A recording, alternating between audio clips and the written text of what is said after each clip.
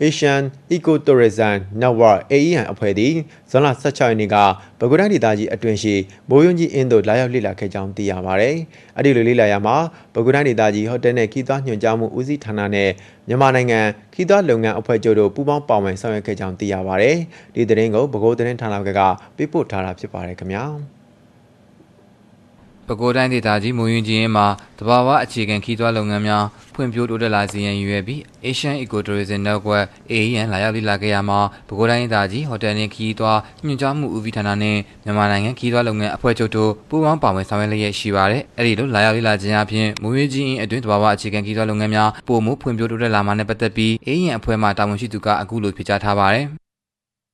ခုလိုမျိုးဒါသူမှာပြီးတော့ပထမအဆုံးချိန်အနေနဲ့လာရောက်လက်ပတ်ခြင်းဖြစ်တယ်ပေါ့နော်ဒီနေ့မိုးယွန်းကြီးအင်းကိုလက်ပတ်ခြင်းအပြင်သူဒီ Ecotourism အဖွဲ့အနေနဲ့မြင်ရတဲ့ဟာအရန်ကိုအားရကျေနပ်မိပါတယ်ဒီမှာရှိနေတဲ့လောက်ထားတဲ့အနေအထားတွေရှိနေတဲ့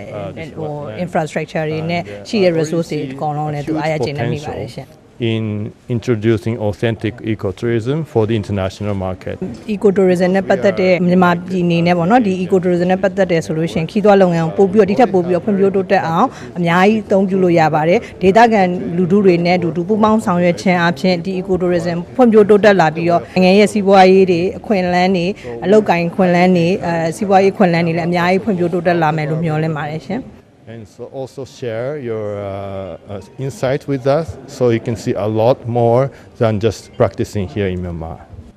The Asian Ecotourism Network ဒီအာရှတဘာဝအခြေခံတဲ့ခီးသွွားလုပ်ငန်းကွန်ရက်ပေါ့။အဲဒီသူတို့နဲ့ကျွန်တော်တို့နဲ့ထိတွေ့ဆက်ဆံနေရတော့ကြာပါပြီ။ကျွန်တော်တို့ဒီ AEN နဲ့မြန်မာ Tourism Federation နဲ့ MOU ထိုးဖြစ်ပါတယ်။အဓိက MOU ရဲ့အကြောင်းအရာပါတဲ့အကြောင်းအရာတွေဘောတူညီချက်တွေကတော့ AEN ကနေပြီးတော့ဒီမြန်မာနိုင်ငံရဲ့ ecotourism ဖွံ့ဖြိုးတိုးတက်ရေးအတွက်ပေးမဲ့အကူအညီများကိုကျွန်တော်တို့မြန်မာနိုင်ငံခီးသွွားလုပ်ငန်းအဖွဲ့ချုပ်နဲ့ပူးပေါင်းပြီးဆောင်ရွက်မယ်ဆိုတဲ့ဥစ္စာကိုအဓိကထိုးထားဖြစ်ပါတယ်နိုင်ငံ global နဲ့ဒီ ASEAN Ecotourism Network ကဒါဂျပန်နိုင်ငံသားဥဆောင်တယ်ပေါ့နော်ကျွန်တော်တို့ပညာရှင်တွေကိုကျွန်တော်တို့ဖိတ်ခေါ်ပါတယ်။ဘုန်းကြီးတွေမှာတော့ကျွန်တော်တို့ဒီပုဂ္ဂလိကကနေမှ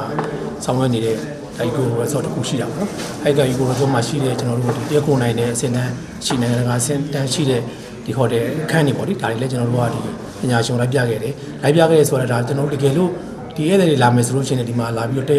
တက်ခုဖို့အတွက်အစင်တန်းရှိတယ်ဆိုတဲ့အကြောင်းပြီးလို့ချင်းကျွန်တော်တို့ကဒီမုံကြီးအင်းထဲမှာလည်းဘုတ်ထွေတခုကျွန်တော်တို့ဆောင်မပေးခဲ့ပါတယ်။အဲဒီဘုတ်ထွေတခုကလည်းကျွန်တော်တို့ကဒီ activity တွေဒီမုံကြီးအင်းထဲမှာဒီတော့ activityဘုတ်ဒီစီးလို့ရတယ်အဲဒီမှာခုနကကျွန်တော်ကြာပန်းတော့ကြည့်လို့ရတယ်ပြီးလို့ရှိရင်စောင်းကုန်ငက်တွေဒီကြည့်လို့ရတယ်ဆိုတဲ့ဒီ activity လေးကျွန်တော်လိုက်ပြခဲ့ပါတယ်